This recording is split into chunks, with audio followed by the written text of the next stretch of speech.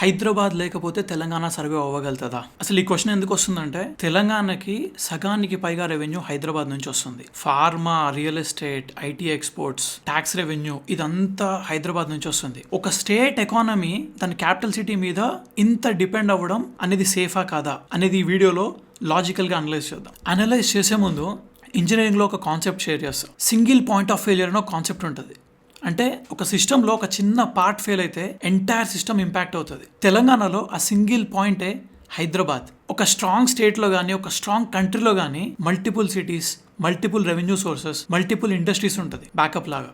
మహారాష్ట్రకి పూణే ఉంది ముంబైకి బ్యాకప్ ఇవ్వడానికి. తమిళనాడులో చెన్నైకి బ్యాకప్ ఇవ్వడానికి మదురై, ట్రిచి, కోయంబత్తూర్ ఉంది. అలా తెలంగాణలో హైదరాబాద్ కి బ్యాకప్ ఇవ్వడానికి ఏ సిటీ లేదు. అలా ఒక ఎంటైర్ స్టేట్ మాక్సిమం ఒక సిటీ మీద డిపెండ్ అయినప్పుడు గ్రోత్ కి బానే ఉంటది, కానీ వర్స్ట్ కేస్ సినారియోలో చాలా రిస్క్ ఉంటుంది. సో తెలంగాణ హైదరాబాద్ మీద ఏ రేంజ్ లో డిపెండ్ అయిందో ఒకసారి చూద్దాం. తెలంగాణకి మాక్సిమం రెవెన్యూ హైదరాబాద్ రీజియన్ నుంచి వస్తుంది.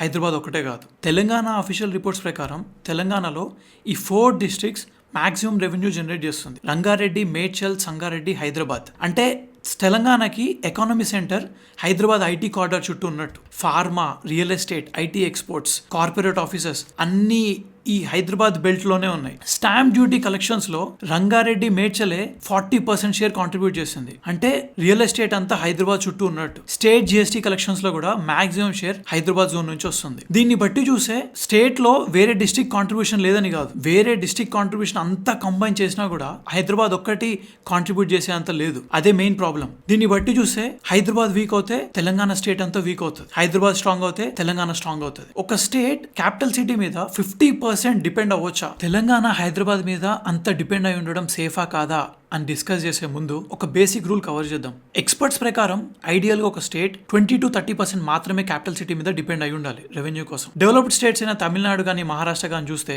తమిళనాడులో చెన్నై అంత పెద్ద సిటీ అయినా కూడా 15-25% మాత్రమే చెన్నై మీద డిపెండ్ అయి ఉంటుంది. మిగతా రెవెన్యూ అంతా వేరే వేరే సిటీస్ నుంచి వస్తుంది. అలానే మహారాష్ట్రలో కూడా 20-25% మాత్రం ముంబై కాంట్రిబ్యూషన్ ఉంటుంది. మిగతా కాంట్రిబ్యూషన్ అంతా వేరే సిటీస్ నుంచి వస్తుంది. బట్ తెలంగాణలో మాత్రం 50% హైదరాబాద్ నుంచి వస్తుంది. సో హైదరాబాద్ ఒకవేళ వీక్ అయితే దాని ఇంపాక్ట్ తెలంగాణ మొత్తం ఉంటుంది. హైదరాబాద్ ఐటీ ఎక్స్పోర్ట్స్ మీద డిపెండ్ అయి ఉంది కాబట్టి, విచ్ ఇస్ వొలటైల్. ఐటీ మీద ఇంపాక్ట్ పడిందంటే మాత్రం దాని మ్యాసివ్ ఇంపాక్ట్ స్టేట్ మొత్తం పడుతుంది. సో ఇలా ఉండకుండా ఉండాలంటే తెలంగాణకి ఇంకొక సిటీ అనేది చాలా అవసరం. సో పాయింట్ కి వస్తే, హైదరాబాద్ లేకపోతే తెలంగాణ సర్వే అవుతుందా లేదా అంటే ఖచ్చితంగా తెలంగాణ సర్వే అవుతుంది. కాకపోతే ఒక స్ట్రాంగ్ స్టేట్ నుంచి ఒక యావరేజ్ స్టేట్ కిందికి వచ్చేస్తుంది. సో హైదరాబాద్ స్ట్రాంగ్ గా ఉండడం ప్రాబ్లం కాదు, తెలంగాణ మొత్తంలో హైదరాబాద్ ఒక్కటే స్ట్రాంగ్ గా ఉండడం ప్రాబ్లం. వేరే స్టేట్స్ లాగా మన స్టేట్ లో కూడా హైదరాబాద్ తో పాటు ఒక నెక్స్ట్ సెకండ్ సిటీ అనేది ఖచ్చితంగా అవసరం అనేది ఈ వీడియో ఒక మెయిన్ ఇంటెన్షన్. సో నా నెక్స్ట్ వీడియోలో ఏ సిటీ అయితే బాగుంటది అనేది ఒకసారి అనలైజ్ చేద్దాం. మీకు ఏ సిటీ అయితే బెటర్ అనిపిస్తుంది హైదరాబాద్ తర్వాత,